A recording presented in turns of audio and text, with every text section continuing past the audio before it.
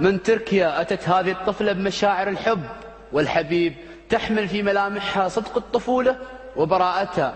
هذه الطفلة هزت قلوب الملايين في العالم بإلقائها المؤثر. رحبوا معاي بالطفلة سحر.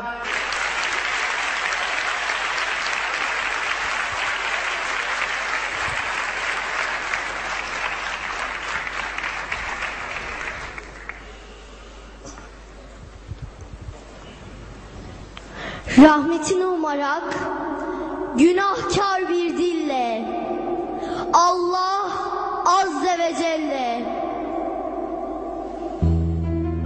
Ya Resulallah, alemlere rahmet, hayatın geçiyor kalbimizden.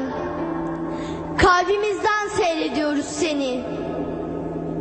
İşte 1 yaşındasın, beni Saad yurdundasın. Sana süt anne olmadı kadınlar, bu yüzden dargın bulutlar. Bir damla yağmur indirmiyor, kıtlık hüküm sürüyor beni Saad yurdunda.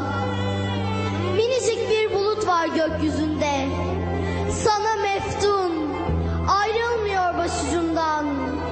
Ve insanlar yağmur duasında, Hazreti Halime kucağına alıyor seni.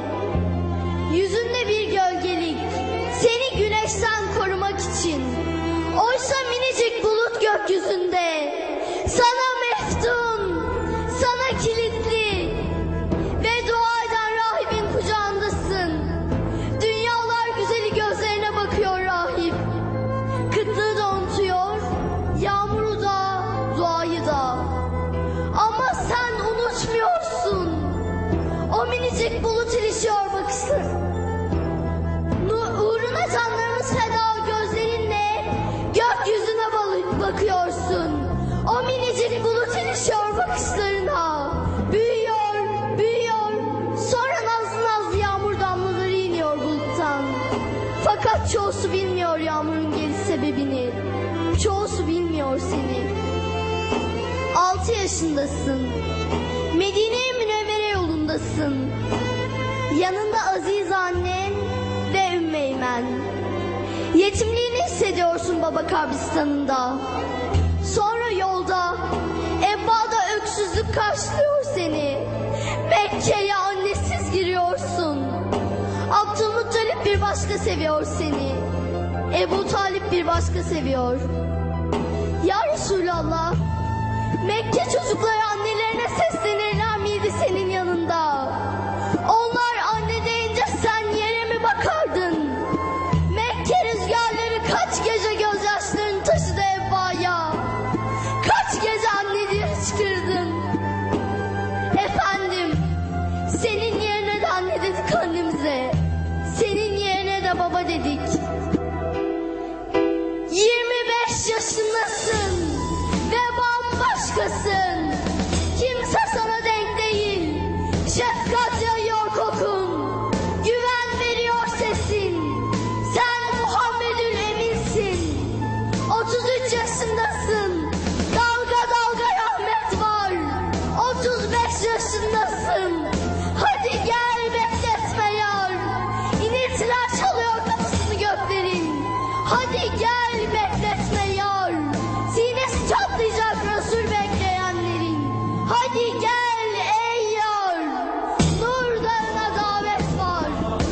İşte 40 yaşındasın. Hira Nur Dağı'ndasın. Cibril iniyor göklerden.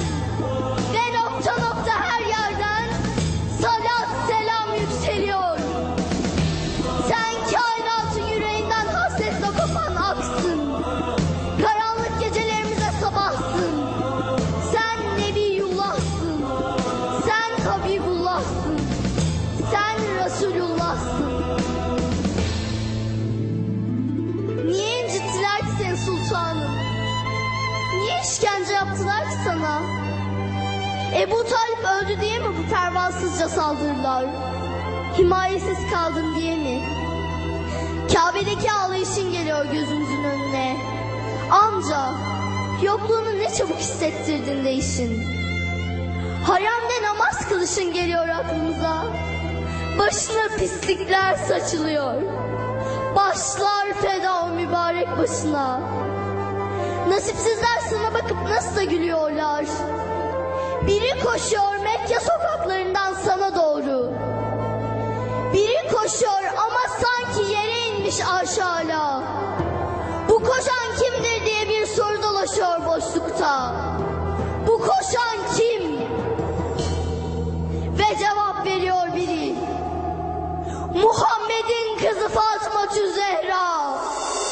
Delilerin anası. Yüzünü gözünü siliyor biricik kızın.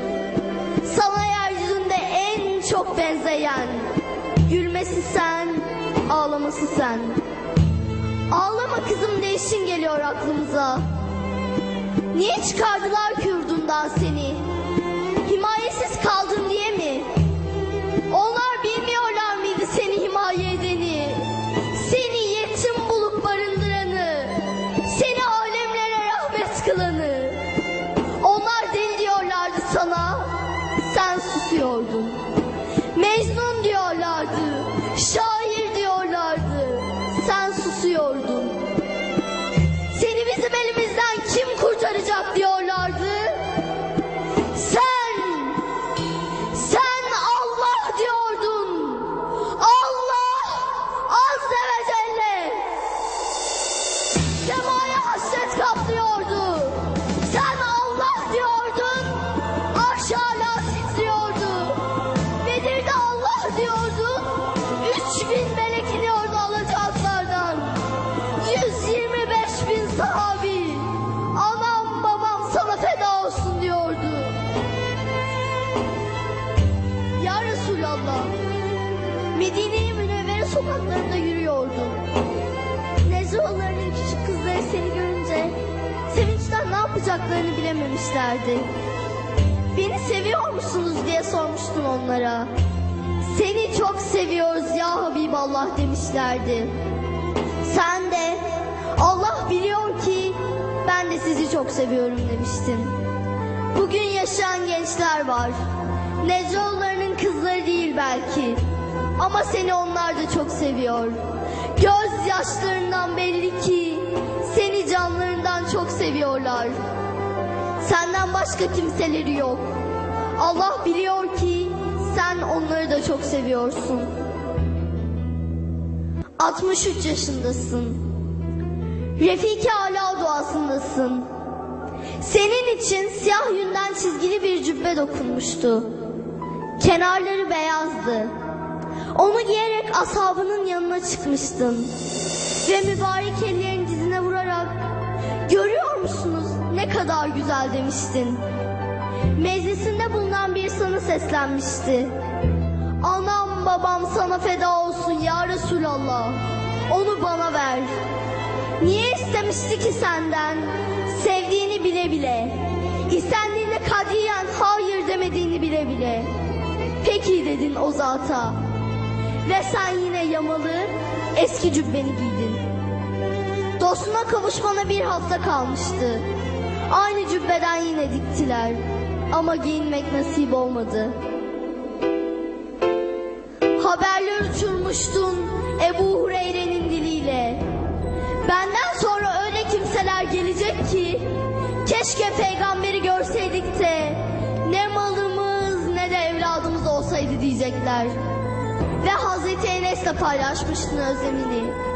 Beni görmedikleri halde bana iman eden kardeşlerimi görmeyi çok isterdim.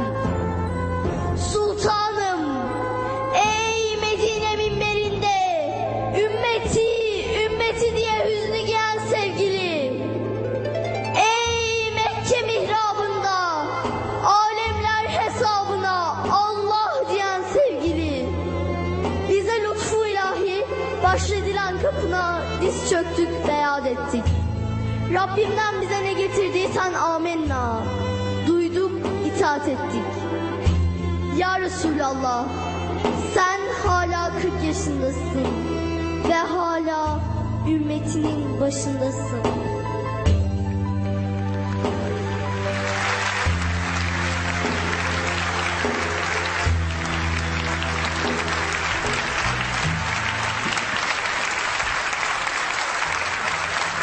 طبعا نشكر الطفلة سحر على هذه القصيدة والإلقاء الرائع والمؤثر الذي أثر في أغلبنا ولم نفهم لغتها التركية، ولكن الإحساس وصل. وربما لهذه الجائزة تأثيرها، وربما أيضا يجب أن يكون حبنا للرسول صغارا وكبارا بهذا المستوى وأكثر.